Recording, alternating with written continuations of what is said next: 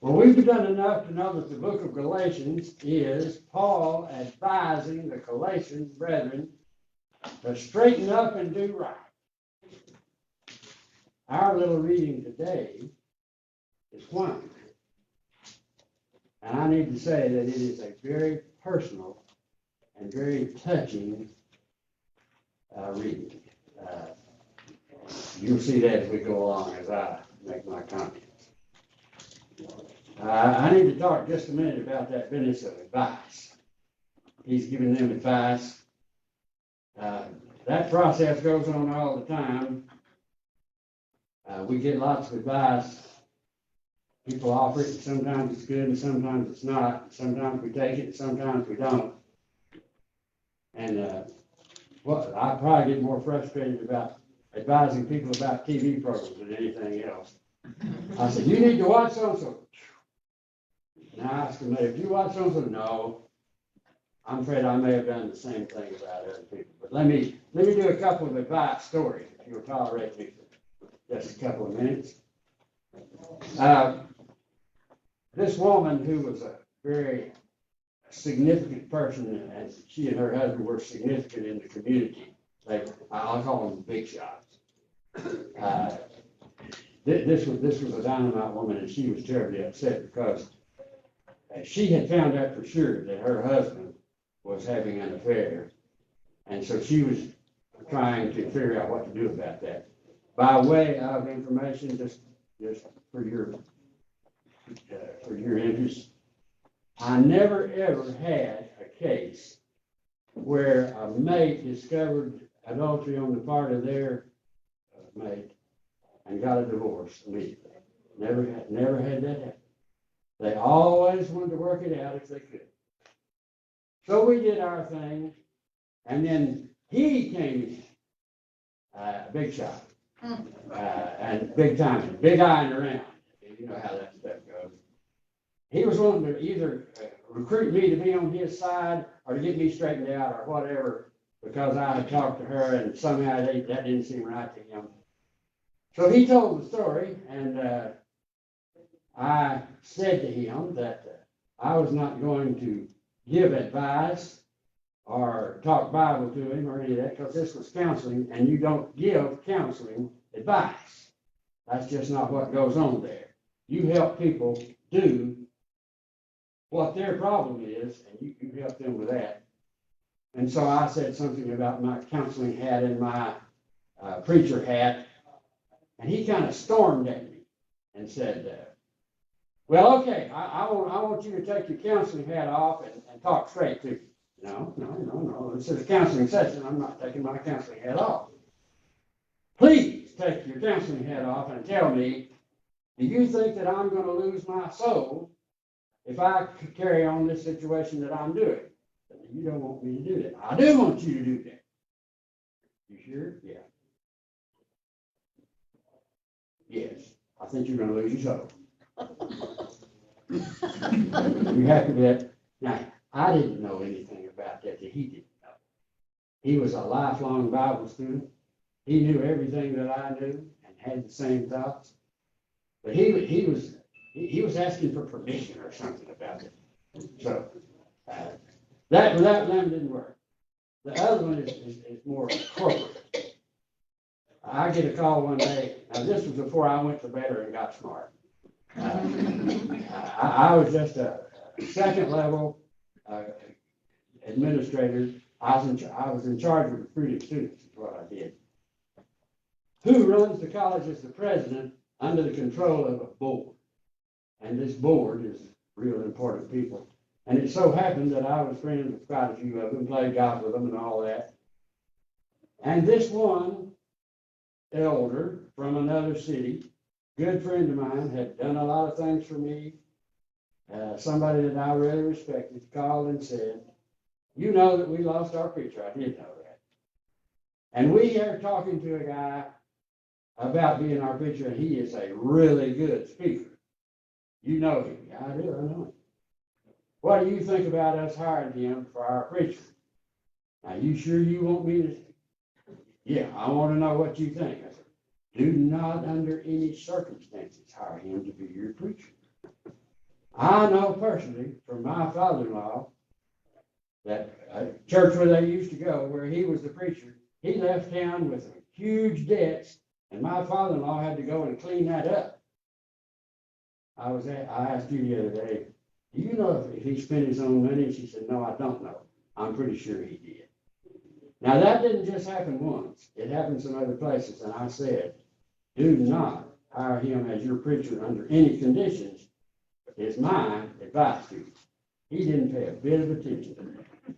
They hired him, and it was the awfulest scandal that happened. It was hundreds of thousands of dollars, court cases, and I don't even know what all happened.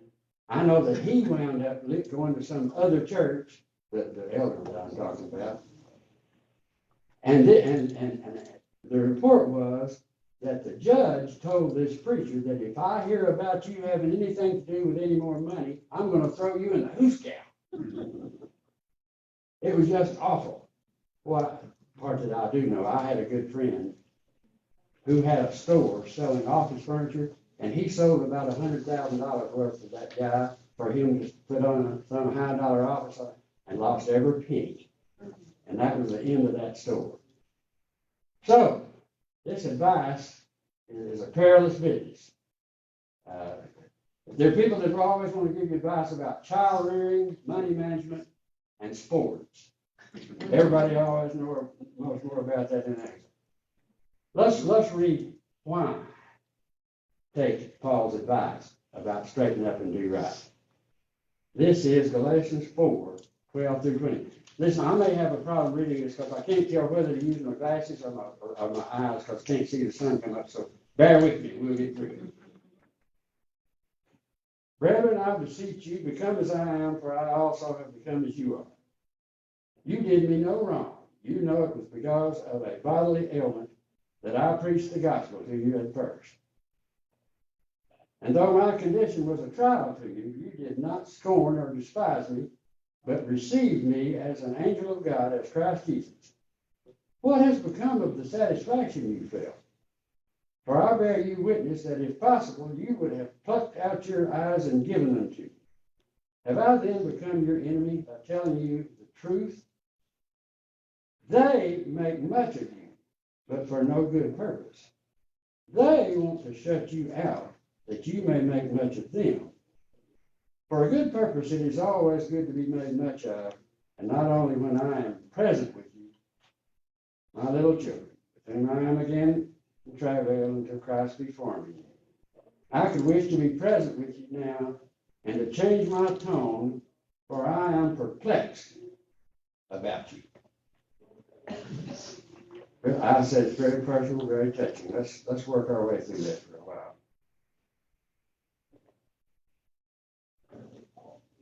First point I want to explore, elaborate about for a while, is ownership gives me a right. He is claiming special status with them. And I think because I have spent my whole adult life in church work or related church work and have been close to hundreds of people, perhaps thousands, that in my feelings, I think I understand kind of what he's talking about, that because of who I am and because of who you are, I can make claims and they have validity. I'll put it like this. You fell in love with me even though I was not attractive. As I thought about this, don't you wish Luke had told us this story? This thing of Paul having some awful problem has promoted more conversation than almost anything else you can think about. What in the world was the matter with him? When did it happen? How did it happen? Why did it happen? What was it? I'm always looking for clues and hints. And the business of where he says, if you could have, you would have plucked your eyes out for me. Makes me think that it might have been some awful eye problem. something that was especially repulsive and repugnant and problematic. The part that I can't quite do is, he says, it was because of that that I preached the gospel to you in the first place. So my eyes are hurting, I'm going to preach to you. Would that have been it? No. There would have been some kind of series, some sequences, some stuff going on where that caused that. Luke, how did you tell us that? I wish I knew that. Now that's pretty intense, that you loved me so much that you would have plucked your eyes out for me. This bodily ailment. If I could be very kind in talking to this class, I would say that this class, all of us universally together, share a bodily ailment. OLDE. Now, we laugh about that. It's a big surprise to me to get this old. I had no idea that I would ever get to be 85 years old. And if I get to be 86, that's going to be a bigger surprise. But we fell in love with each other anyway.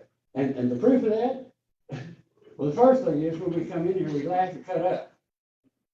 We do all this stuff, but that's a good sign. We don't come in like, I wish I didn't have to be here. What we wish is we didn't have to have this class and we could just sit and talk and visit a while. And the second thing is we do stuff for each other. When you find out how many people are doing things for one another in this class, it's kind of stunning. Could I just do one? Years ago when I had my heart surgery, we had just come to this church. And the people in this class went to Earl's Barbecue and bought it out. They brought 4 of those big pans of Earl's Barbecue and fixings. It was enough to feed the Baptist church. Just a little example. And all the things that go on, we like each other. And part of it is this bodily ailment that we've got of being old. Here we are together and we share all this and we don't compete. We don't, there's none of this stuff of I'm superior to you. I'm sure glad I'm better off than you. No, that's not how it works out. And the ultimate proof of it is we pray for each other. That's the tool. I'm about to get real exaggerated here. There's nothing better than that. We do it here, and we do it in there, and it's a little bit perfunctory, but we also do it when we're somewhere else, and nobody is listening except God. We pray for each other. So that particular ailment. Could I complain just a minute about a bodily ailment? I have spent a lifetime grossly overweight. I was a fat baby, a fat toddler, a fat teenager, a fat young person, a real fat older person, and a whole life and 35 years of diabetes. Now, that just makes life more fun than you can possibly imagine. That's the biggest problem of America, of course. 70% of Americans are a little bit overweight or a whole lot. And people fell in love with me anyway. I can't imagine why. I know why Judy did, because I had a new Mustang. But in spite of that, I've had a marvelous life and wonderful friends. I can't tell you about how many marvelous. And some of those others. There was one college president who despised me because I was overweight, though I was highly successful doing the job that I was supposed to do for him. And he wound up appointing me vice president and then took it back. And that's how I wound up going to Baylor and getting real smart. Was because I didn't do that job anymore. He just couldn't stand to be in my presence. It was just almost more than he could tolerate. He was tall and elegant, and I wasn't. And so that was a terrible problem. What else do I need to say about that?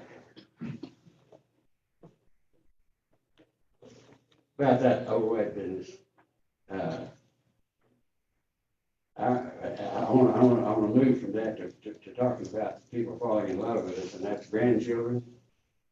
One of the things that happens to you when you're in the academic business is you learn all the time. You keep learning. Having grandkids is equivalent, in my experience, to getting a doctorate degree. I knew about it. I had grandparents, and I knew about what it is to be a grandparent until we did it. And then I found out I didn't know anything. And they love us in spite of our being OLDE. They said about our house some years back, ma'am, your house is little and perfect. Little?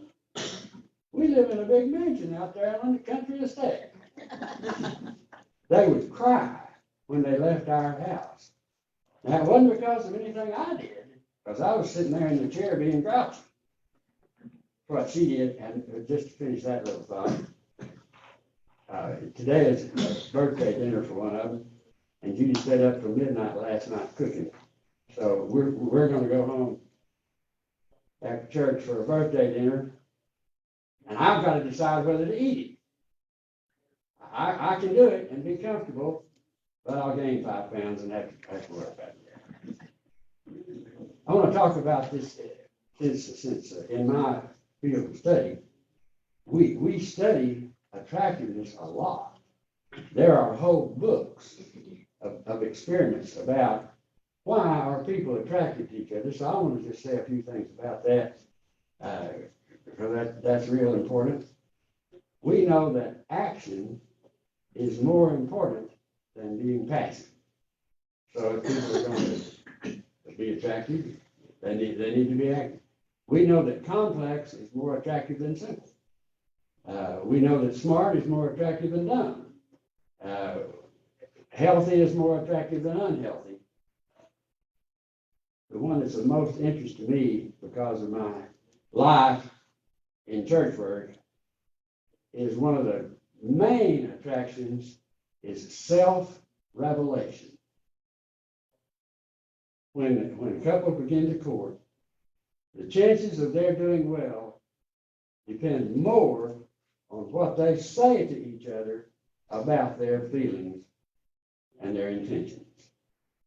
Think about church. When you hear a sermon that really moves you, and you stop to ask yourself, what is this person doing that's making me feel this way? Almost invariably, they will be revealing to you how God feels about you. Jesus loves me. This I know because the Bible tells me so. Story that touches me about that. When I was finishing my doctorate degree, I go over to the office to pick up my dissertation to take with me to my defense. And if it goes well, when that meeting is over, I'm going to be a doctor. The lady says, Miss Cail, it's not here. Oh, I've worked months on that. Where is my dissertation? He said, Dr. Reynolds came and got it. Now, Dr. Reynolds was about to become president of Baylor. What an honor to have the president of Baylor come get your dissertation. He's reading it, and he's going to come to your defense and ask you some questions. Does he do this very often? No, this is the first time he's ever done it. When he got there, all those big shot faculty members that were very confident and all that were, hello, Dr. Reynolds. How are you doing, Dr. Reynolds? We're glad to see you, Dr. Reynolds. Thank you for coming, Dr. Reynolds. And I'm here scared to death. He became the president of Baylor and served with great distinction for about 20 years. His health got bad and he retired. He died. He had made a deal with the chairman of the board to do his funeral, and he said, this is what I want you to say at my funeral. Jesus loves me, I know because the Bible tells me so. That's what he said. I think he elaborated on that some. But what can make you feel better than that? We talk about having a gospel meeting. if we can think of ways to communicate that more and better, any kind of session, private or public, there's nothing makes us feel better than that. Could I tell a marriage counseling example of that? This couple came to see me. They were probably 40 or so. This guy was a doctor and fairly well known. I talked to his wife first, and she said, I am starving to death emotionally. He is totally unexpressive and unemotional, never tells me how he feels about me, never does anything to communicate that to me, and I'm dying. I am starving to death. He comes in and he says, I'm really bad at saying things to people. I am not good at communicating with my patients. I'm good at diagnosis. I can tell what's the matter with them. But my bedside manner is just awful. And I know I'm awful with her. How come you don't like her very much? Oh, no. I'm crazy about her. I don't know what I would do without her. She is the main thing in my life. I love her more than life itself. But I can't tell her. And I don't know how to communicate that. How are you at writing things? Well, I'm good at that. My notes are a work of art. They tell me. So I'm good at writing. Well, let's try something. This week, before y'all come see me again next week, write how you feel about her. And I'll let you read that to her here in the office next week. Well, okay. So we did. He brought in this essay, this little tome, this little missive, about how he felt about her. And man, her eyes got big, and she got a little teary. And she said, let's go home right now. I think they were going to have a meal together.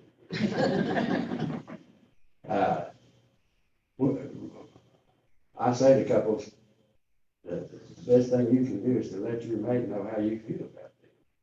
If you want to really affect their emotions, one of the main factors in attractiveness, in fact, the factor of who people are likely to marry, is proximity.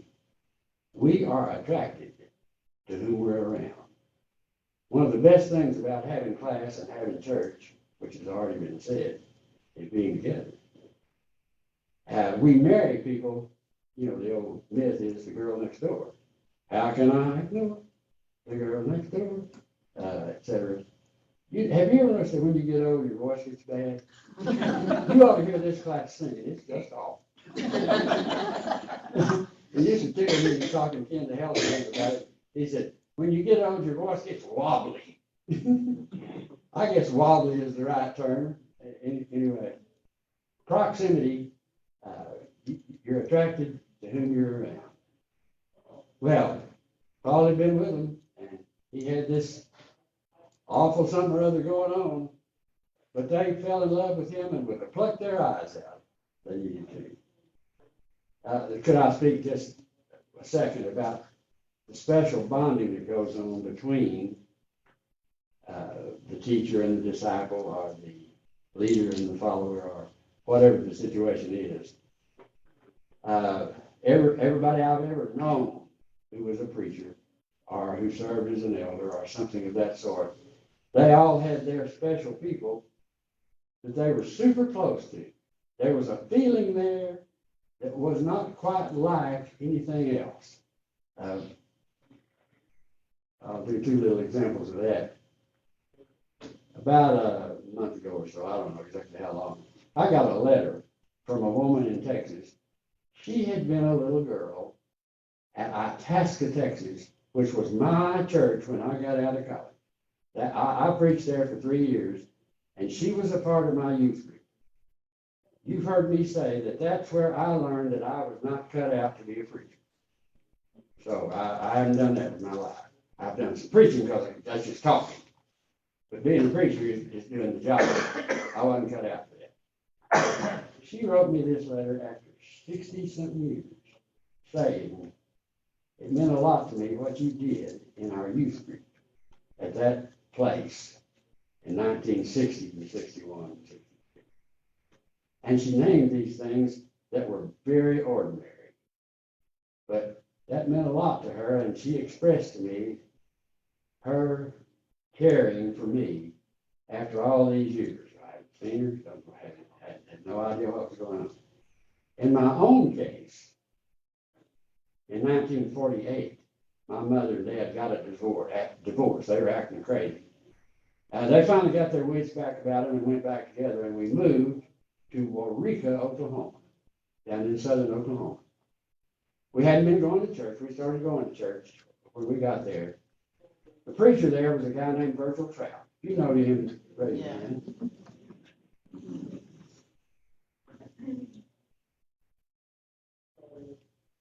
I was a little 10-year-old fat little kid, and he treated me like a real person. He did stuff with me and for me, got me involved, encouraged me, and became so important to me, I almost can't talk about it. Now, there were a lot of people who didn't like him as he went on and did his thing, but I did.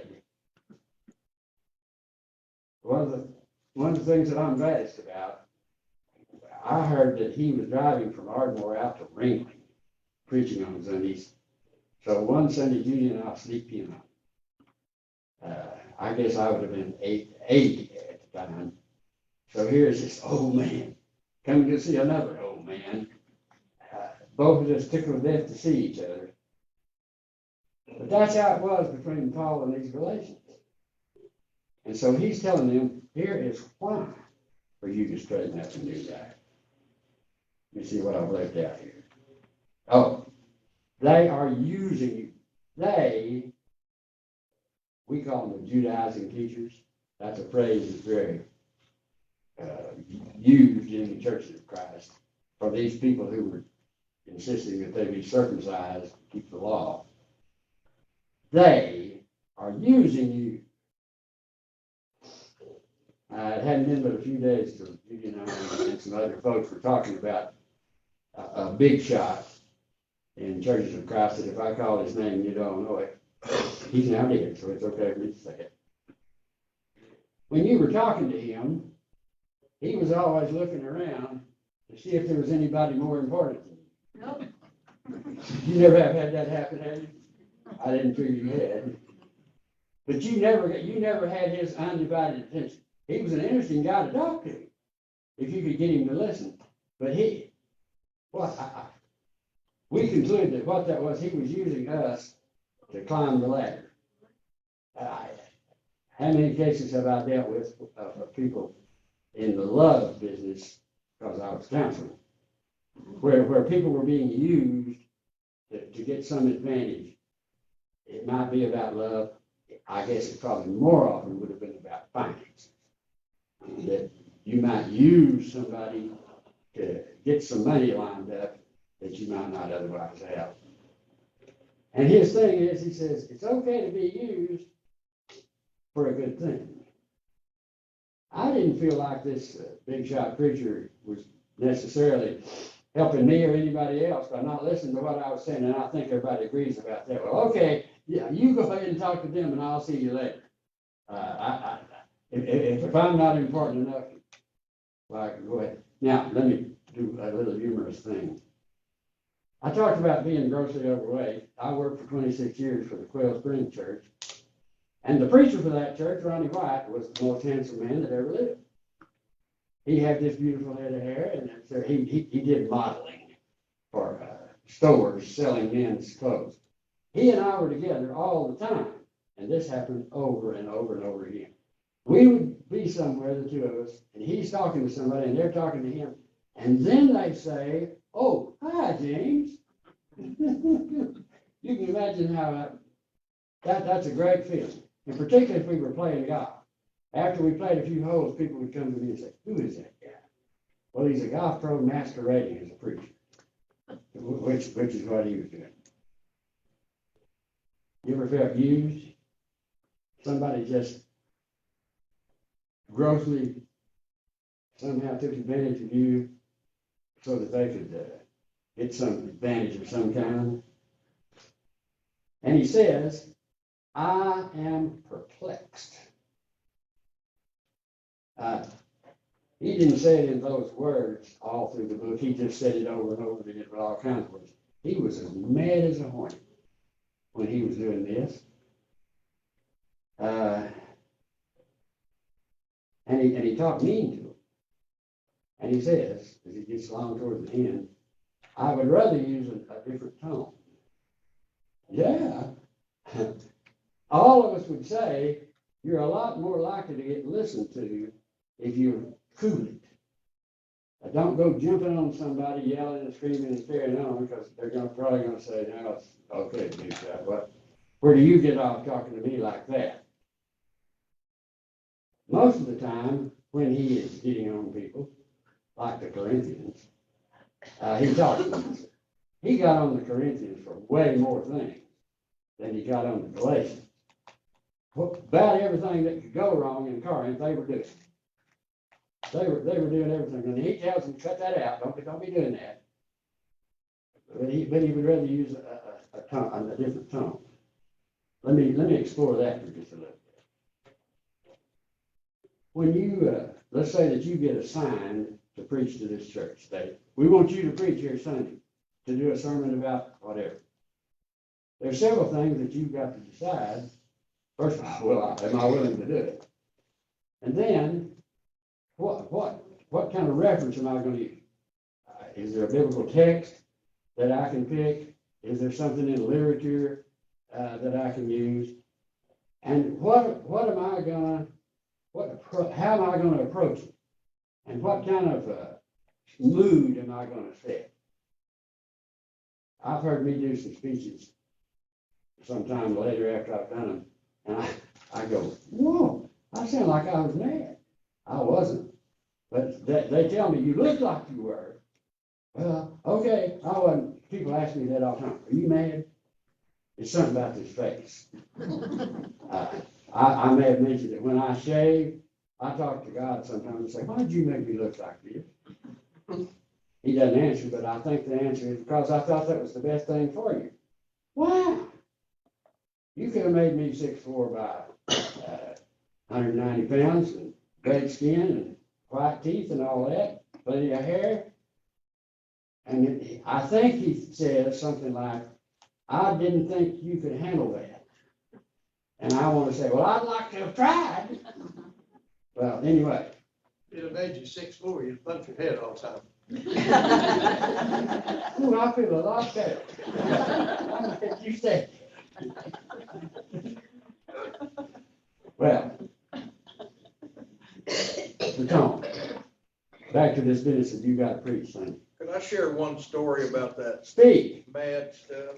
I took a preaching course, and my professor, he was a Baptist, it was an OBU deal, and we had to give sermons in class, and of course everybody in the class except me was a Baptist preacher trying to finish their. I've been there in that kind of. And so we had to give these sermons, and we had to give the invitation and the whole bit, and so. And he videoed us, and then afterwards we'd have everybody watch the video, and then they'd critique each other. And he said, after they showed mine, he said, Adams, what do you think about that video? I said, well, the only thing that really jumps out at me is I look like I need a haircut. And he said, well, let me tell you what it is. He said, you never smiled during that sermon. And he said, as a matter of fact, I started to come down to the front during the invitation because I thought you were mad at me.